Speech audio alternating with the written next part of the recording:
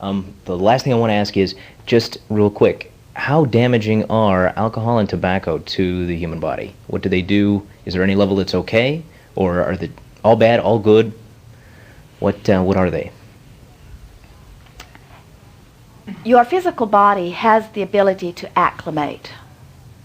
And so, on a scale of 1 to 100, with 100 being very bad and 1 being inconsequential, we would say that alcohol or tobacco, either, would be about a 5. And we would say blame would be about 99. All clear. In other words, what you do is not nearly is not significant. It is the vibrational place from which you do it. And so the real damage, the child who fears for her mother who smokes is in a worse place than her mother who smokes with no fear. But if the child harangues on and on and on and on and on and on and on and on and on and on and on and on about it until she gets her mother to now feel fear too, now smoking with fear is worse than fear without smoking. Because when you do something, there is nothing worse for you than to do something that you believe is bad. I see. We want to talk a little bit about the addictions. I want to just help you to understand what it is, why it is. Your physical body is always seeking its balance. Your bodies are so magnificently resilient.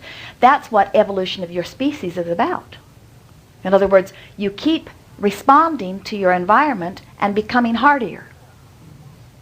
So, that's why the tribes that have not had exposure to some of the diseases take the diseases very hard, because they've not had an opportunity to acclimate to them as you have, and their bodies have not responded and are not as hardy.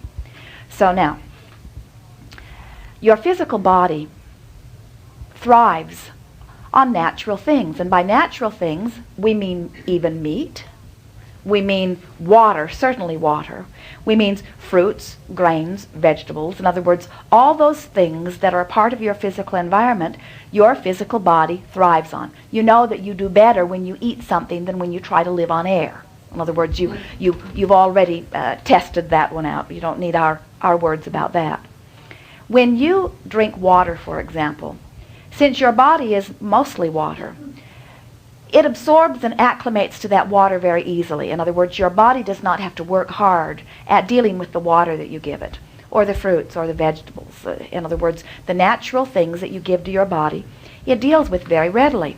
But if you give your body something that has a lot of preservatives in it, as much of your food does, or caffeine, or sugar, as much of your food does, your body then, just like if you get close to a virus, your body adjusts to it. So your body acclimates to this stuff that you are putting in it. And as it acclimates, an even better word would be, it does what it needs to do to compensate for what you have ingested. And as it compensates, which is the same thing as saying, as it finds its balance, to you, that acclimating feels like craving. In other words, it's like the cells actually adjust to what you're giving it, but in the adjustment, it feels to you like they are asking for more.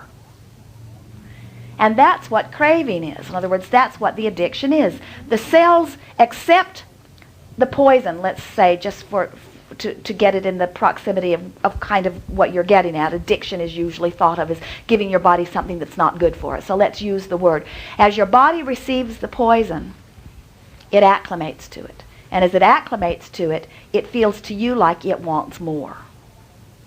Interesting. And that is what is at the basis of addiction. That's why those who go cold turkey feel discomfort as their body withdraws, but in time, and usually very short time, the body adjusts to the absence of whatever it is, and they're fine, unless they do it again, in which case next time their body picks up the proclivity even faster because the cells remember the adjustment that they made last time.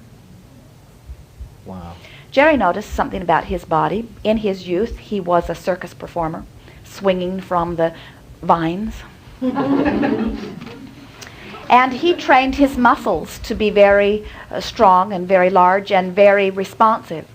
And what he notices all these years later is that his muscles still have that memory. And today, if he does a few chin-ups, his muscles remember right away. In other words, the cells of your body remember. So they have an easier proclivity next time. You get the sense of it? Yeah. So is anything bad for you? No, nothing is bad for you. Are there things that you might want to avoid?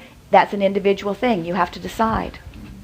We do not encourage stimulation of one's being through the use of drugs, because then the use of drugs are necessary for the stimulation. And we don't, and most things that you ingest for one reason also have other things that they are about. And so your bodies often are overstimulated. And even the drugs that the doctors offer you, in fact, the drugs, not even, but certainly the drugs that the doctors offer you, give you often much more than you wanted. And so your body is then having to adjust to those. That's what all those side effects are about, you see.